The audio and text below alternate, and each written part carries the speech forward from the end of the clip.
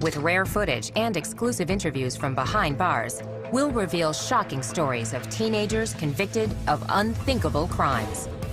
Really, you could end up here. I want to go home. I really want to go home. When Girls Kill, next.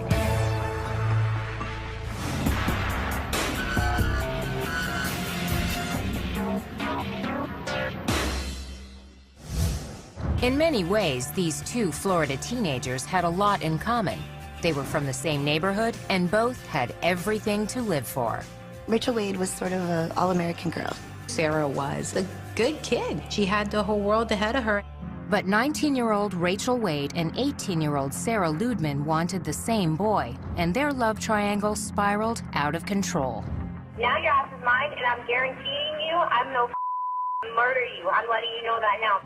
In an exclusive interview, Rachel Wade relives the shocking outcome. I wish we could go back and instead of going against each other, maybe sitting down and talking through and just understanding that we didn't need him. Rachel Wade grew up an average kid from a stable family. Rachel was actually a fun-loving child, very happy-go-lucky. I was very active in school, did whatever I could, whatever clubs I could join. Like a lot of little girls, Rachel rebelled when she hit her teens. As soon as I got to about 15 or so, I started kind of veering off in the wrong direction. Rachel dropped out of school, ignored her curfew, and fought with her parents. Boys became her biggest interest, and she was chasing different boys. I don't think they were always the best boys to be with. We went through some tough times with her. But as she turned 18, Rachel earned her GED and landed a job as a waitress. She moved out of her parents' home and began to find herself. And I kind of went on my own path. Rachel was fun, loud, girly, sassy. She was a very independent woman, very strong-willed, kind of took the bull by the horns and took control of her own life. In the summer of 2008, Rachel ran into a boy she had known since childhood. 19-year-old Josh Camacho was not a grade school kid anymore. He was a player. He definitely had this bad boy image. He was all tatted up. He had pictures of himself, with guns and pit bulls and smoking weed, and just had this whole rap star persona. He wasn't what he was portraying himself to be. I just saw a whole nother side of him when we were alone. It was really good at first. About a month or two after we started dating, I started getting phone calls. According to Rachel, the angry calls came from 18-year-old Sarah Ludman, who started dating Josh around the same time. This was her first boyfriend, her first true love. And she went into it with innocent eyes. In court records, Josh characterized his relationship with both Sarah and Rachel as friends with benefits. But by the summer of 2008, the rivalry between the two girls was heating up. She decided that she was going to come to my job, made me spill some drinks. They followed me and my roommate home and tried to run us off the road, and it kind of just kept getting worse after that night. According to court documents, Rachel retaliated with threatening texts and insulting messages on social media sites and voicemails with explicit, often frightening warnings. Seriously, I told you to watch back and not kill with him. Now your ass is mine, and I'm guaranteeing you I'm no murder you. I'm letting you know that now, because you know what? Josh might have played me, but then I'm gonna play your ass out too. Watch. It just got really acrimonious. Sarah was so upset by those messages. That's, what both of the girls had in their heads. Well, Josh wasn't the problem, it was the other girl. Court papers state by April 14th, 2009, the situation hit the boiling point. That morning at school, Sarah had been crying to her friends, and she was completely despondent to the point that her friends were like, you need to break up with him, you need to dump that guy. Later that evening, Rachel claimed Sarah showed up at her apartment. I heard her outside beeping her horn to let me know that she was out there. I was home alone, so I wanted to leave. On her way to the door, Rachel made a fateful decision. When I went to walk out of my house, I grabbed the knife off the kitchen counter. She made a tragic mistake of picking up a steak knife, just a usual kitchen steak knife, and she put it in her purse for protection. Rachel decided to go to a friend's house. Sarah met up with Josh. They were watching movies and hanging out at his sister's house, but he kept texting with Rachel. Josh later told police that he actually was telling Rachel to go back to her own house. Meanwhile, it was getting late and Sarah was out past her curfew. Sarah was supposed to be home at 11 o'clock. She was getting ready to go home. Sarah got into her van and planned to drop off Josh's sister and another girl at a local restaurant on her way home. As they drove, Sarah was flagged down by a car going in the opposite direction. The driver was a friend of Sarah's. She said, "Oh my gosh, you know, Rachel is right up the street." In a matter of minutes, things started to explode. Sarah raced up the street. According to court documents, Rachel was sitting on the hood of her car smoking a cigarette when Sarah's van suddenly appeared. She pulled up about 5 feet in front of my car. What they didn't know is that Rachel had a knife. Coming up, you won't believe how this feud came to a bloody end. I grabbed the knife, and she approached me anyways.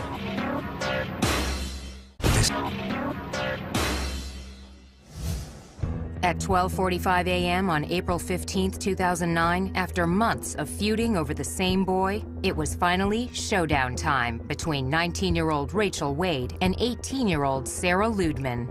They wanted to confront each other. According to police reports, Rachel sat on the hood of her car as Sarah drove toward her. There were 2 other girls in Sarah's van, including the sister of Josh Camacho, the boy at the center of the triangle. According to court records, Sarah came to a stop just a few feet from her rival. I grabbed the knife, thinking it might scare her off, and she approached me anyways. In court documents, witnesses disagree about who started the fight, but everyone recalls it was over quickly.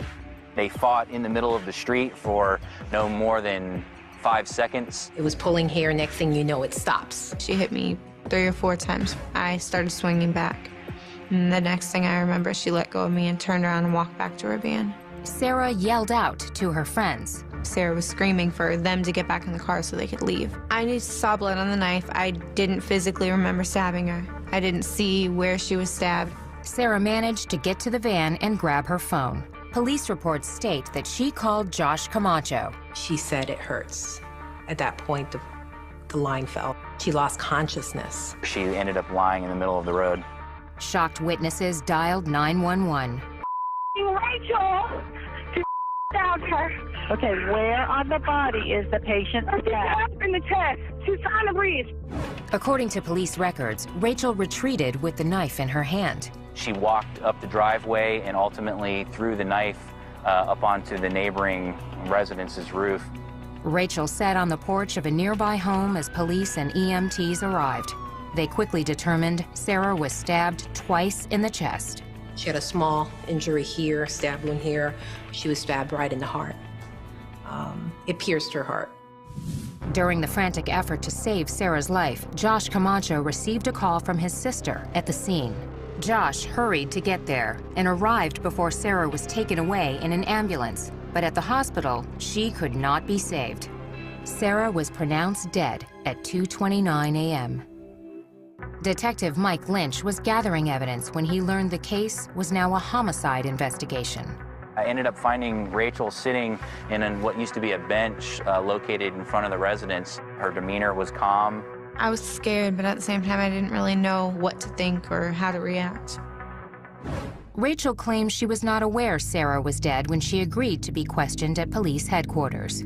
I wasn't under arrest or anything, so again, I was thinking, you know, maybe it's not that bad. When I was down at the hospital, okay, I saw where she was stabbed at. She made no indication that there had been a stabbing, that there was a knife involved. The detective told Rachel exactly what happened.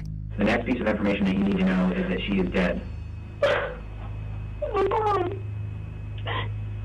And she died as a result of these stab wounds.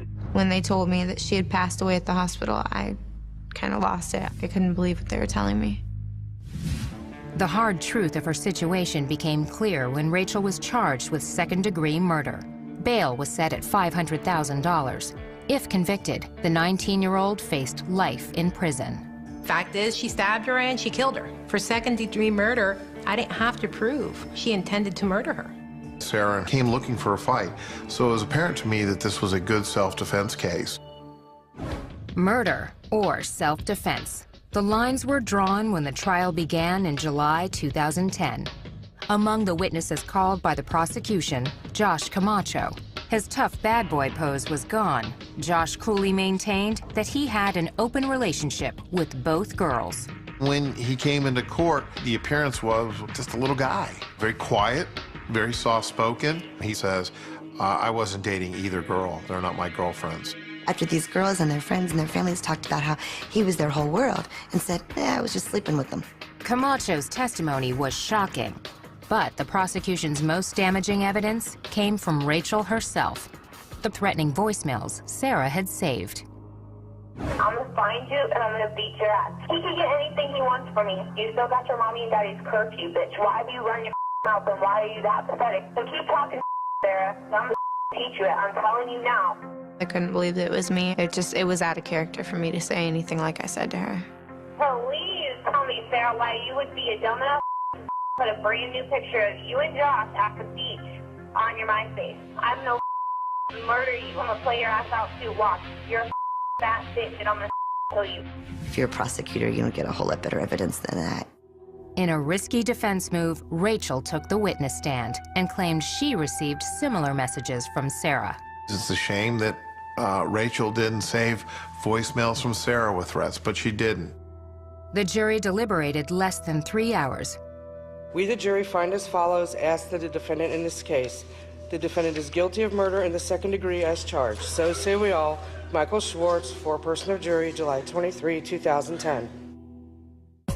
In September, Rachel was back in court for sentencing, and the stakes were high. She could receive life in prison, or get credit for time served as a youthful offender and go free. Sarah's mother, Gay Ludman, wanted the maximum. This is my daughter.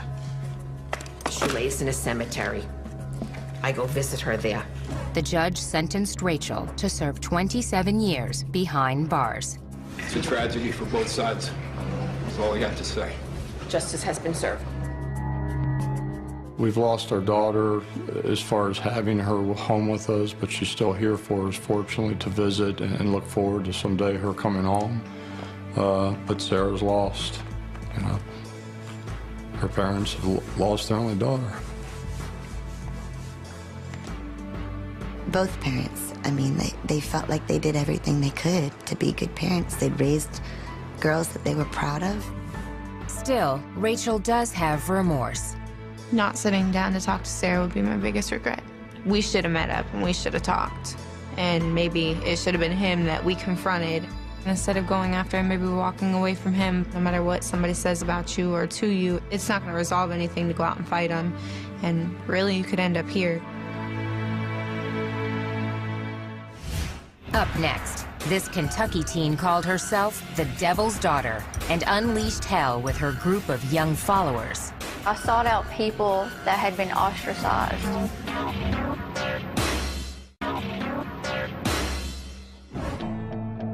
April 1997, springtime in rural Tennessee. Vidar Lilylid, his wife Delphina, and their 2 young children were returning home from a religious convention.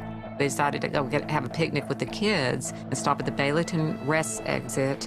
This ordinary detour would lead to a violent and horrifying crime. This one was certainly the most tragic thing I've witnessed. Surprisingly, most of the suspects were just teenagers. Their alleged ringleader was a charismatic 18-year-old girl who seemed fascinated with satanic rituals. They were into self-mutilation. They would cut themselves and they would drink each other's blood. Most of their guidance came from Natasha. Natasha Wallen was born in January of 1979 in a poor section of eastern Kentucky's coal mining country. Natasha had what you would have to call a really troubled childhood. Her mother had a history of troubled relationships. When Natasha was just 5 years old, she made an upsetting discovery. She had a stepfather, and she thought that was her real dad, and she found out that another man in the town was her real dad. Shock to her. I got betrayed, and once you're betrayed, you've always got that wondering if somebody's going to betray you again. Dr. Helen Smith, a forensic psychologist and filmmaker, interviewed both Natasha and her mother, Madonna Wallen, for her documentary, 6. Natasha, she grew up, got aggressive towards her mother. Her mother also had emotional problems, as well as Natasha. According to court documents, the feuding escalated when Natasha was 14. She was arrested for assaulting her mother and threatening her with a knife. Soon after her mother agreed to dismiss the charges, Natasha attempted suicide by slashing her wrists. She was hospitalized at a Kentucky psychiatric facility. They told me said that she needed to stay longer. She was still a troubled child, but you know, I couldn't afford to keep her in the hospital. They paid for 11 days and that was it. Court records state that Natasha was diagnosed as manic depressive and bipolar. She was prescribed Haldol, an antipsychotic drug, but she didn't take her medication. Load them up with pills. That's the answer to everything. Medicate. Court documents state that she did use illegal drugs like cocaine and heroin. Natasha developed a dark fantasy life. According to police, the teenager often signed her name backward as Satan, and she attracted other teenage outcasts. I sought out people that had been ostracized, you know, for one reason or another, from the same people that were condemning me. In her mid-teens, Natasha found love. She was married to a guy named Stephen Cornett, and they got married on her 17th birthday. They had this very sort of elaborate Gothic wedding where everybody was dressed in black. But after a few months, the marriage ended abruptly. But she did keep his last name.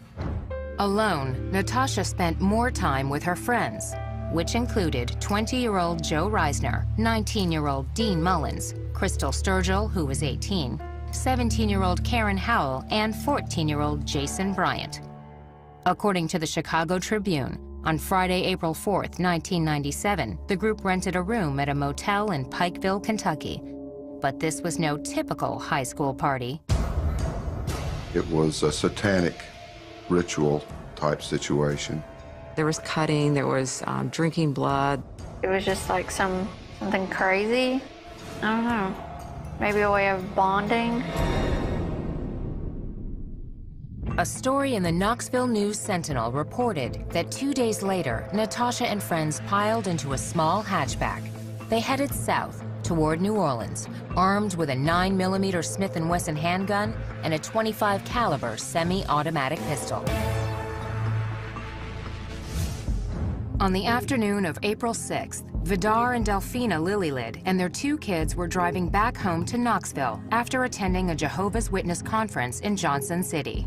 The Lillylid family stopped at this rest area to use the bathroom and to have a little picnic, let the kids run around a little bit.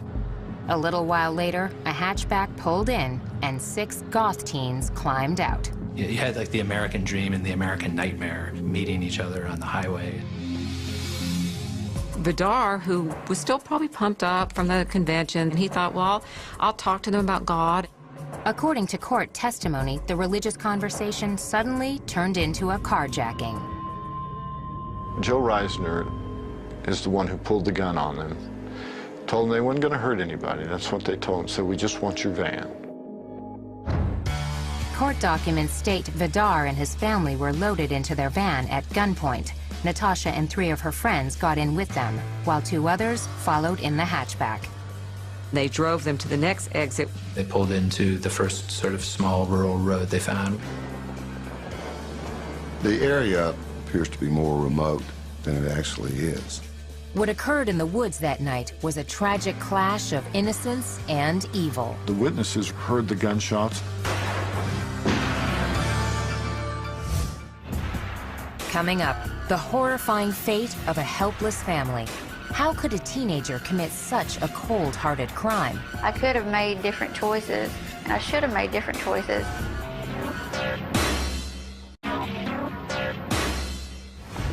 About 8:30 on the night of April 6, 1997, Natasha Cornett and her group of teen outcasts were speeding through Tennessee in a stolen van. Just a few miles away, sheriffs in Greene County responded to a reported disturbance. I received a call of a party going on up here. Might be some shooting. We've seen a little blue car setting up the road here. the tiny hatchback was empty. I looked out my window and I seen 4 bodies laying over here.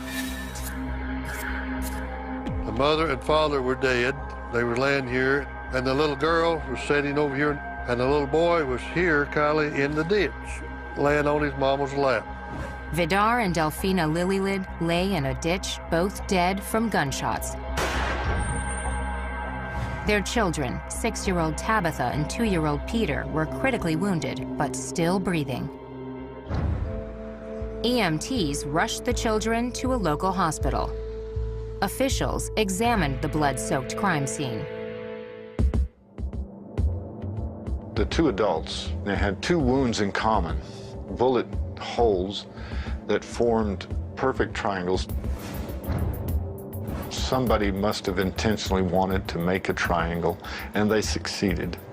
The odd chest wounds were not the only gruesome injuries. The father was shot in the left eye. The mother also had 3 other bullet wounds. The next day, Tabitha died in the hospital. 2-year-old Peter still clung to life with gunshot wounds to his chest and right eye.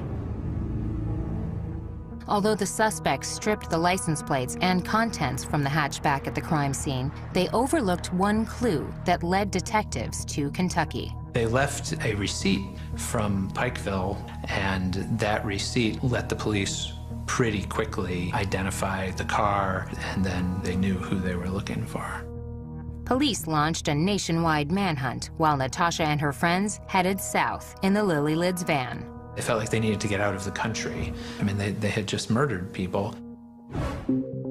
2 days after the shootings, Natasha and the 5 other young fugitives arrived at the Mexican border near Douglas, Arizona.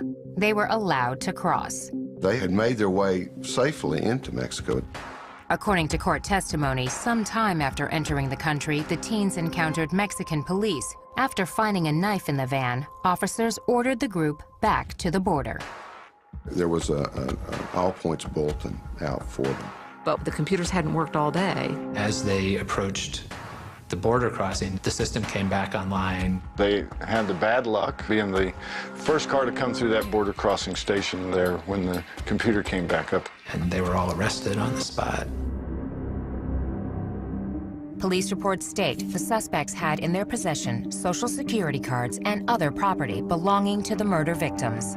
They also had 2 handguns. We, of course, went to Arizona and followed up on all that and found the guns, and they were ballistically matched to the shell casings recovered at the scene and bullets recovered from the bodies. Natasha and the rest of the group were transported back to Tennessee to face formal charges. While in custody, Natasha granted an interview to newsstand tabloid The Weekly World News. Cornett boasted she was Satan's daughter. She said that she believed in ritual murder. Natasha always said afterward that she only gave that interview because that's what this lawyer told her to do, that somehow it was going to help her case to appear insane. Soon after the interview was published, Natasha changed lawyers. Cornett and her 5 co-defendants were each charged with 3 counts of first-degree murder and 1 count of attempted murder. Prosecutors hoped to seek the death penalty, but several defendants claimed that the sole shooter was their youngest accomplice, 14-year-old Jason Bryant. This presented a crucial problem. In Tennessee, juveniles cannot receive the death penalty. With the death penalty ruled out for one prime suspect, prosecutors changed their strategy. We dropped the request for a death penalty. We made them the offer that they could plead guilty to first-degree murder and go before the court to have the court determine whether or not they were to serve life without parole or life. In February 1998, all 6 defendants pled guilty. The following month, they appeared for a dramatic sentencing hearing. 4 of the accused addressed the court. Natasha testified she was no longer the leader after the group left Kentucky. Cornett even maintained she tried to stop the shooting of the Lillylid family. I failed in my attempt to stop the death of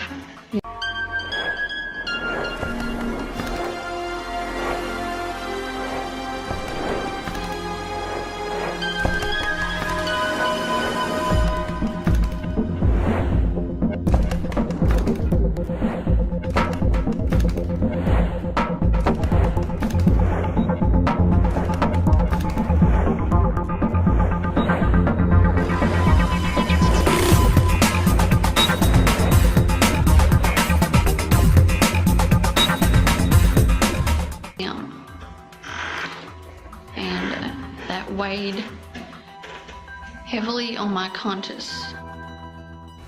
The judge ruled Natasha was, quote, not necessarily a ringleader for the killings, but she was the instigator and the orchestrator of the trip and the things that led to the death of the Lillylids. She was the leader of the group. She used whatever she had available to get them into the group and to keep them in the group. She received the maximum penalty, 3 life sentences without parole for the murders of Vidar, Delfina, and Tabitha Lillylid. The 5 other defendants received the same sentence. Plus, all 6 were given an additional 25 years for the attempted murder of the sole survivor, 2-year-old Peter Lillylid. In a sense, a very real sense, they received a death penalty. They will not leave the penitentiary system until they're dead. For her part, Natasha Cornett maintains that better mental health care might have prevented her unthinkable actions. Taking life is never justifiable. Never. There's always options, there's always choices. And I should have made different choices, but hindsight is great, you know. Next, she was the new kid in town, on her own and looking for friends. Was Charlie Ely an innocent bystander, or part of a sadistic plot to murder a 15-year-old neighbor? And then I heard gunshots. I was like, what the hell is going on?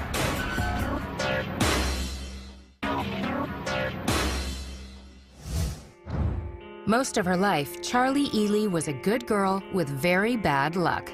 My parents didn't take good care of me the way they should have, so they lost custody. From her earliest days, Charlie got used to feeling abandoned. By age 18, Ely was married to a 21-year-old with a record.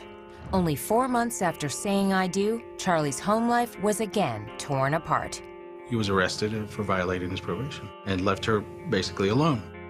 As she reveals in this exclusive interview, the lonely teenager quickly found a new family and a world of trouble that ended in murder. I was one of the kids who was like, as soon as I turn 18, I'm gonna leave. Look at what happened. Not even a year later, where am I sitting? Our childhood, at the beginning it was like a little rough, and then it got a little better. Around age 6, Charlie and her younger sister were taken in by their aunt and uncle. To be honest, I think of my Aunt Lisa, my mom. I think of my Uncle Mike, my dad. By all accounts, her life in Maryland was a typical teenager. Jessica Lukey was Charlie's best friend in high school. The 2 girls were in the Naval Junior Officer Training Corps together. She got along with everyone. She was very outgoing and just really relaxed. She didn't seem like she was the type of girl that would fall into the wrong crowd in high school.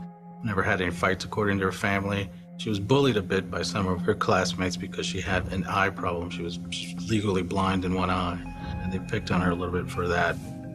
Charlie looked forward to escaping her small Maryland town.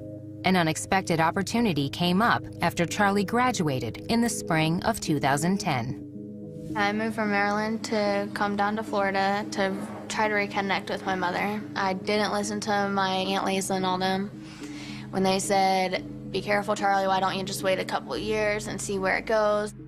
Charlie had another reason for moving to northern Florida. She was already forming a relationship with the son of her mother's boyfriend, 21-year-old Joseph David Burham. I had a message from him, and I had just turned 18, so that made it even better. So I read his message and I got his number and I started texting him. It was July 13th when we first started texting, and we started dating that night. It went from there. It was great. Ely arrived in Lakeland, Florida in August 2010 with the promise of a new boyfriend and reuniting with her estranged mother. As her relatives in Maryland predicted, Charlie's reunion was short-lived. Well, I dove in. Was at my mom's for 2 or 3 days. I ended up being like, you know, Joe, I need to get out of this. I can't do it. Despite the disappointment about her mother, Charlie's romance with Joe Burham heated up quickly. In early September, less than 2 months after Ely moved to Florida, she married Joe, even though he had a criminal record. His conviction for lewd and lascivious sexual battery restricted where the newlyweds could live. He was on probation. He couldn't leave the county. We found a place to live, and it was actually in Summerfield, Florida, which is still Ocala. The honeymoon didn't last long. In January of 2011, Burham violated the terms of his probation and was sentenced to serve 3 years in prison. I did feel pretty vulnerable. I'm 18, husband just got arrested. What do I do now? I barely know anybody here. On her own in an unfamiliar town, Charlie found a way to make new friends. Charlie had a house. These other kids were able to get away from their parents and sort of hang out all together without any rules, really. They just did whatever they wanted to. Charlie's home became a hangout for a tight group of local kids, including 20-year-old Justin Soto and 19-year-old Michael Bargo. My husband had told me not to hang out with Michael Bargo or Justin Soto. I didn't listen to him, and I decided that I was gonna have them live with me. Soon, Bargo's friends, 16-year-old Kyle Hooper and his 15-year-old sister Amber Wright, were also regulars at Charlie's house.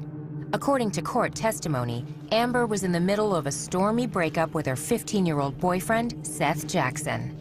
Seth Jackson originally was dating Amber. Something transpired in their relationship where they separated, and then Seth was trying to come back into the picture with Amber.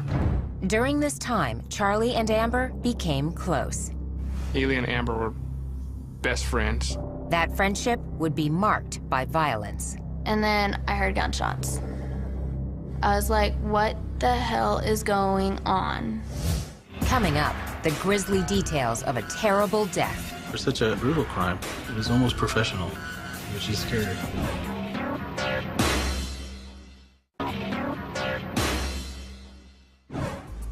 "19-year-old Charlie Ely's reunion with her estranged mother fizzled, and her husband was locked up on a parole violation. On her own, in a new town, Charlie invited a group of teens into her home.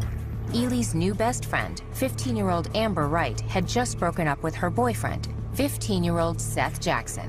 All I knew was he was an ex of Amber's. Period, end of story. According to police reports, on the night of April 17, 2011, Charlie helped lure Seth to her house. Charlie had told us that when he arrived at the house that she actually opened the door for him. I was like, hey, what's up? What do you need? He's like, oh, I want to talk to Amber. I was like, okay, come on in. Seth had no idea what he was in for. I wish I could have done something, but I couldn't. According to court records, Seth tried to run out of the house. A neighbor reported seeing 3 male figures chase him and drag him back inside. Although the crime happened in her home, Charlie told police she had nothing to do with it. I was like, holy cow. I ran into my room. I didn't know what to do. I heard a few gunshots, door slamming. According to police reports, Seth was beaten and shot multiple times before he died. Then his body was set on fire. The day after the gruesome attack on Seth, his mother reported the 15-year-old missing. That night, police launched an investigation. On April 19th, 2 days after Seth disappeared, police brought Charlie and some of her friends in for questioning. You know a lot more than what you're telling me. I know a lot more than what you're telling me. Can we agree with that? Law enforcement has a good way to try to coax things out of you. Let's just put it that way.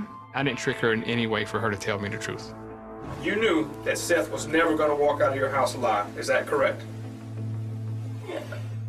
After more than 2 hours of questioning, Charlie was exhausted. I'm all by myself once again. The search led police to a remote lime rock pit where divers found 3 large paint buckets containing ashes and other remains. More burnt human remains were discovered in a fire pit at Charlie's home. There was very little physical evidence of what had actually occurred there. Forensic tests identified the victim as Seth Jackson. For such a brutal crime, it was almost professional, which is scary. Charlie, along with Michael Bargo, Justin Soto, Kyle Hooper, and Amber Wright, were arrested and charged with first-degree murder. All 5 pleaded not guilty. Ely's defense attorney, Jonathan Bull, requested a speedy trial for his client. Mr. Bull was thinking that it would behoove her to just go ahead and get this done, maybe catch the prosecution off guard a bit. Charlie's trial began in September 2011, 6 months after the murder. On September 23, 2011, the case went to the jury. It took a little more than an hour for jurors to reach a unanimous verdict. Charlie Ely was found guilty of first-degree murder. The only time that there was any real emotion was when the jury handed down the verdict, when she broke down and sobbed. A month later, Charlie was back in court to hear her sentence. It is the judgment of the law and the sentence of the court that you spend the remainder of your natural life confined in the Florida Department of Corrections. A life sentence is imposed. Ironically, while the 19-year-old will likely spend the rest of her days in prison, Charlie's husband, Joe Burham, is scheduled to be released in September 2012. Charlie will have to live with regret. There's so many things that rush through my head that I wish I could have done. I could have, should have, would have done, but I didn't. Amber Wright, Kyle Hooper, Michael Bargo, and Justin Soto maintain their innocence. They are currently awaiting trial for first-degree murder. Advice I'd give other young women, listen to the people who love you. I had talked to my aunt a few times, and she wanted me to come up and live with her and come back up to Maryland. I never did that. I wish I would have, because I want to go home. I really want to go home. Next, a story so strange it has to be true. The girl who said yes to her mother's murder and lived with the body for almost a month. Tess Dam was truly the mastermind and the driving force behind this.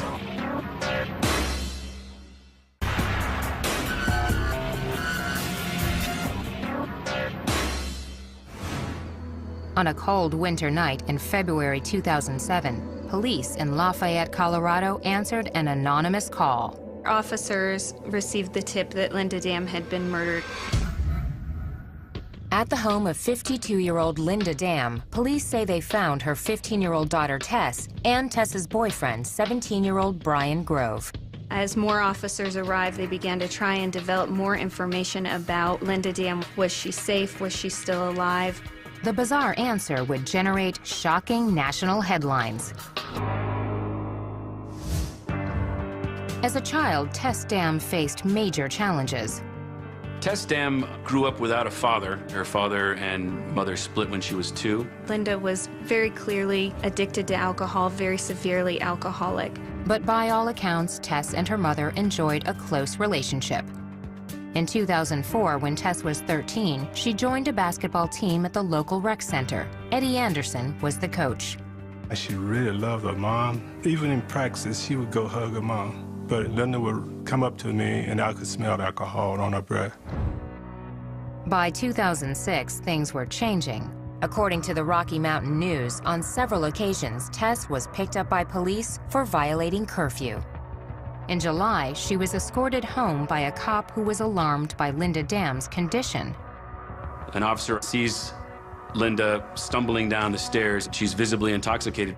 Lafayette police say they did try to get social services to intervene. They faxed over the request to the county social services, and apparently the fax never arrived.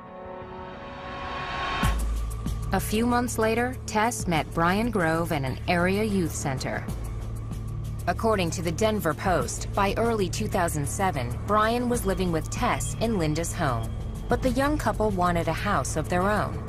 They found a model home worth approximately $500,000, and they told their friends they wanted to kill Linda Dam to get the money to buy this house.